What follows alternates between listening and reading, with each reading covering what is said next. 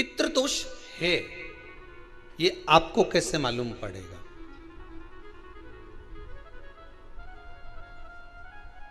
पितृ भूखे हैं इसका तो वर्णन हमने पहले कर दिया कि रात्रि को जब आप सोने के बाद में 1-1.5 घंटे बाद अगर आपकी नींद खुल जाए, 1 घंटा 1.5 घंटा आप सो लिए, उसके बाद जो नींद खुली तो 1-1.5 घंटे तक अगर आपको नींद नहीं आ रही है, रात्रि को सोने के बाद में 1 घंटे बाद जब उठे तो आपको प्यास लग गई,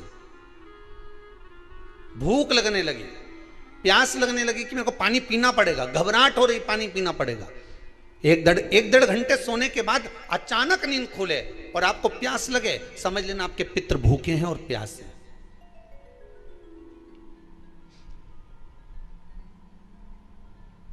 वो भूखे और प्यासे हैं, उनको जल की जरूरत है।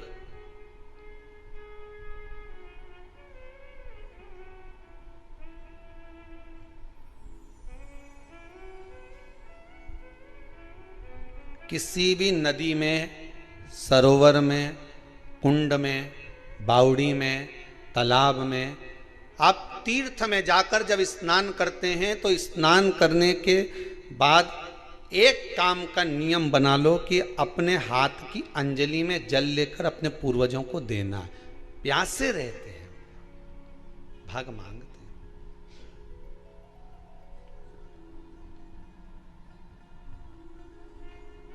भाग प्राप्त करना। 3 वृक्ष पितरों के तुल्य हैं। नैमिषारण्य की कथा में भी कहा था 3 वृक्ष पितरों के तुल्य हैं। पहला पीपल, दूसरा वट वृक्ष, तीसरा बेलपत्र का वृक्ष। ये पितरों के तुल्य हैं। अगर आपको रात्रि में नींद नहीं आ रही है, ऐसा लगता है कि रात्रि को 1 घंटा 1.5 घंटा सोने के बाद कुछ गलत गलत विचार आने लगते हैं, नींद सुबह 3 बजे तक 4 बजे तक नहीं आती, 4 बजे के बाद फिर नींद आती है, तो एक प्रैक्टिकल जरूर कर कर देखना। एक प्रैक्टिकल करने में क्या जाता है, प्रयास करने में क्या कुछ जाता है क्या?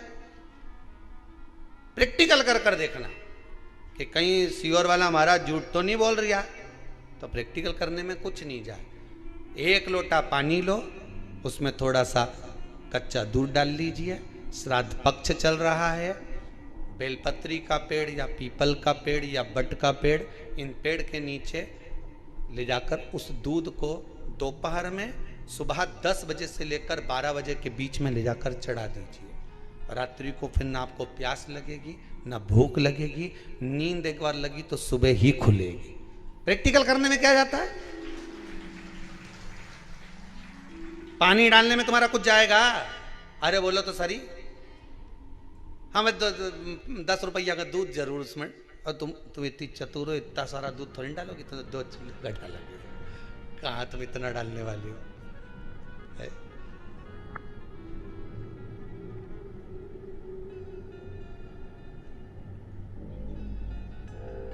कहा बहुत चतुर लोग हो रहे संसार में हो।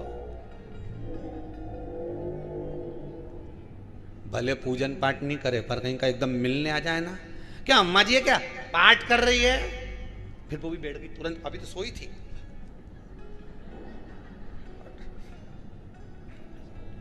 तुरंत क्या पंडित जी हैं क्या, उनसे थोड़ा सा काम है, अभी माला जप रहे हैं, मालूम पड़े पंडित जी तो आराम से सेव फल खा रहे थे। अब प्लेट सोफा के नीचे घुसे तुरंत।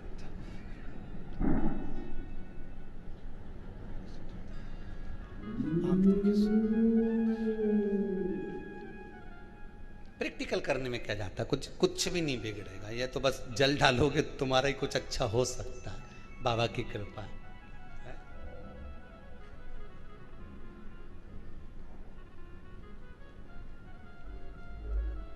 3 वृक्ष पितरों के तुल्य हैं।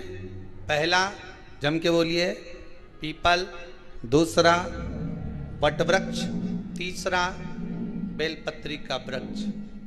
3 पीपल के वृक्ष में 52,000 ब्राह्मण एक साथ निवास करते हैं, इसलिए पितृतुल्य।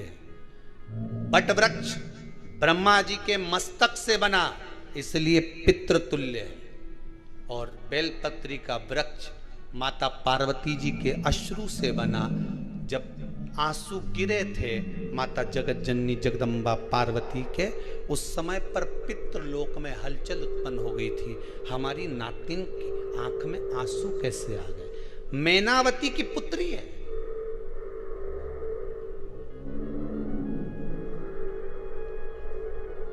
पितरों की नातिन, इसकी अश्रु कैसे गिर गए? पार्वती जी ने कहा ये आंसू नहीं, मेरा पुण्य भाग प्रकट करती हूं बेलपत्री के रूप में। तो पितरों ने वर दिया था कि ये बेलपत्री का वृक्ष हमारा आशीर्वाद है, इसके नीचे अगर कोई दीप लगाता है, शिव को स्पर्श कर चढ़ाता है, उसके पितरों की शांति होगी। हम स्वयं उसको आशीर्वाद देने के लिए पधारेंगे। बेलपत्र का वृक्ष पितृतुल्य।